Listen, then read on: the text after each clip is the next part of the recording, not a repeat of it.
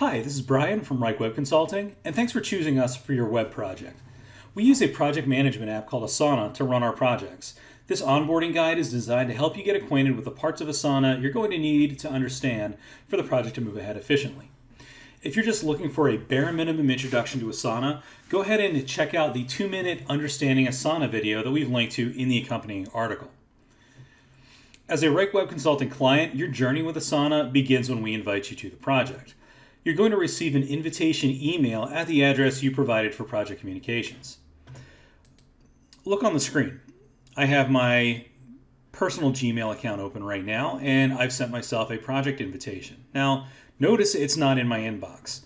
Some email providers are going to be helpful, and they're going to move your Asana emails to a different tab or even to your spam folder. So go ahead and look over here in Updates. And sure enough, there is my invitation email. It says Brian Reich shared a project with you. So I'm going to click that, and I'm going to get started by clicking View Project.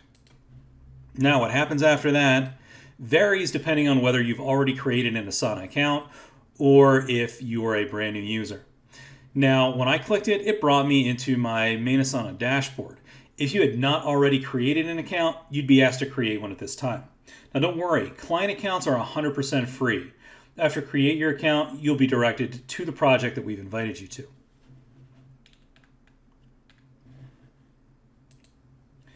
Asana has several levels of organization that we need to talk about first.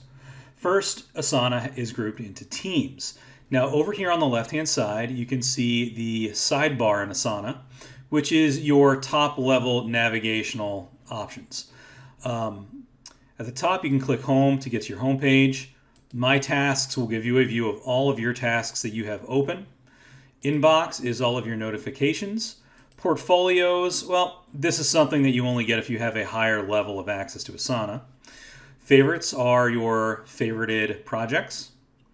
Reports, this is another thing that you're not going to have to get into for the scope of this project. But down below, here are our teams. Now, you've been invited to the Reich Web Consulting team, and this is the only one that you're going to have to care about for the scope of the project that we work on together. Down below, the selected team are the projects that you've been invited to for that team. So let's go ahead and click Sample. For your purposes, you're going to go ahead and click the project that you've been invited to participate in with Reich Web Consulting. All right. The other level of organization in Asana that you need to be familiar with are workspaces. Now, for the purpose of our work together, you only need to care about the Reich-Consulting.net workspace. But when you create your account, you're actually going to be added to your own private workspace as well. And you need to be familiar with this and know that it exists, because every once in a while when you log in, you might get stuck on the wrong workspace. So you'll navigate to different workspaces by clicking your profile icon at the top right, clicking Reich-Consulting.net, just to make sure you are on the workspace for our project. Well, then of course there are projects. Projects allow you to organize all the tasks related to a specific initiative, goal, or a big piece of work into a list or board. So for the purpose of your work with Reich Web Consulting, you'll work within the project we've invited you to. You're welcome to explore Asana and create your own projects outside of our workspace, but for the work we do together, you'll be limited to the project we've already created. Let's go ahead and click that on the left-hand side. I'm going to click into Sample. You'll click into the project that we've added you to. Now we have our project open, let's go ahead and explore the project view a little bit. At the top is the name of the project. Next to that is the little information icon. You can click that to look at project details. Please don't change anything. You can click the little star icon to add and remove the project to your favorites list on the left-hand side. That gives you a little bit quicker access to a project. Next to that is the current project status. You can click that to access the progress tab, which we'll talk about momentarily. And down below that are your different project views, list, board, timeline, and calendar, as well as a couple other project options that we're going to talk about. So first, let's go ahead and look at list view. List view displays your project's tasks in a traditional table style layout. Tasks can be grouped, filtered, and organized in a variety of ways using the options on the right-hand side. Next, let's look at board view. Now, board view is going to look real familiar to those of you that are familiar with project management tools like Trello. It organizes your tasks horizontally based on the section they've been added to, and then vertically based, I believe, on start and end date. All right. Next is timeline view. Now, timeline view is going to be real familiar and real exciting to those of you that are seasoned project management professionals that like looking at things on a Gantt style chart. Now, it gives us a calendar by day across the top, and our projects, our tasks are laid out horizontally and vertically based on start and end date and based on their relationship. For example, these two tasks I have made dependent on each other, so one doesn't start until the other ends. All right. Next, let's look at calendar view. Calendar view is going to be real familiar for those of you that work in Outlook Calendar and Google Calendar all day long. Personally, I don't like it, and I barely use it in Asana, so we're going to skip that for now. Next up is the progress tool. Now, the progress tool is where we can go ahead and set the status of our project. When you set the status, it creates a new conversation, which is another thing we're going to talk about momentarily. What you do is you set the status, either on track, at risk, or off track. You write a comment, and you write a title, and you click post. Now, when you do that, it creates a new conversation about this status update, and you can add followers to it. We'll talk about followers here momentarily.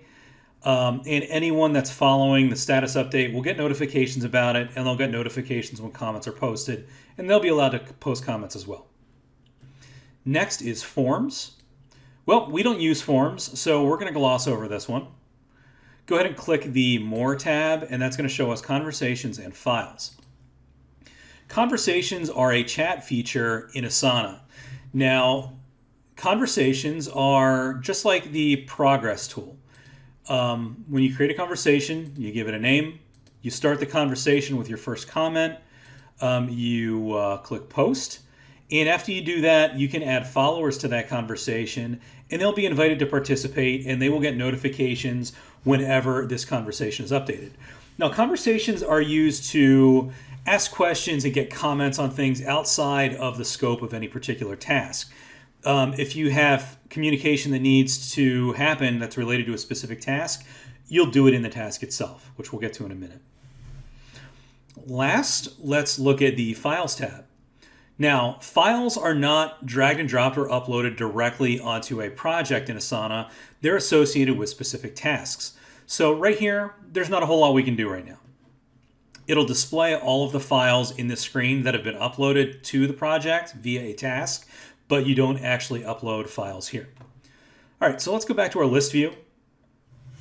And we're just going to look at some tasks. I'm going to open this one up that I created. Every task has a title.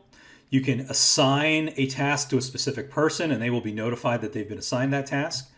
Tasks have start dates and end dates. This one I've started on the 11th and ended on the 15th. Different notifications go out when tasks start and when they end, so people know when they're running late on something. Down below that, it tells us what project the task has been assigned to and what section it's in. Right here, we've actually added a subtask. I haven't given it a title, but I can do that.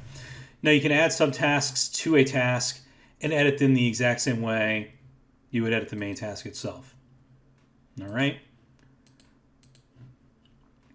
Down below that, we have the task history, which tells us how things have changed over time. Below that, we have the comment history. Whoops. And we'll get back to that same spot. Down below the comment history, you can add a new comment. You would just type in what you want to type and click comment. Now, down below that is the list of followers. Now, it shows an icon, and you can hover over the icon to look at the full name of the individual that's following. You can click the plus to add followers. You can only add people that have been added to the project. But what happens is anybody that's following a task is going to get notifications whenever this task change. That includes changes to the task's information, such as its description, its title, start date, end date, assignment. They'll get updates when comments are posted, basically whenever anything happens to a task that they are following.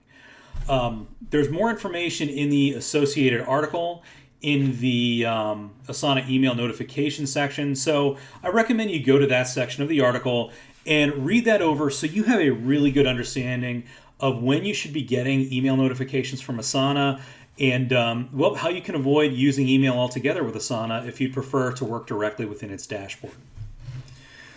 Up at the top of the task view, you've got a couple more options. You can attach a file by clicking the paperclip, and that gives you options of where to select the file from, either from your computer or from cloud storage services. You can click the subtasks icon to add subtasks, as we discussed. You can click the copy task link icon to copy the URL of this task and share it with another individual. This is the like this icon. I don't know the purpose of this and I don't ever use it. If you click the more actions, there's a few other things under here. Most of these things are well beyond the scope of what we're doing.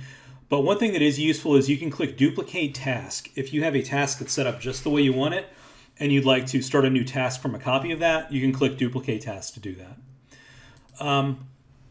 All right, well, that is pretty much everything you're going to have to know to get started using Asana with Wrike Web Consulting.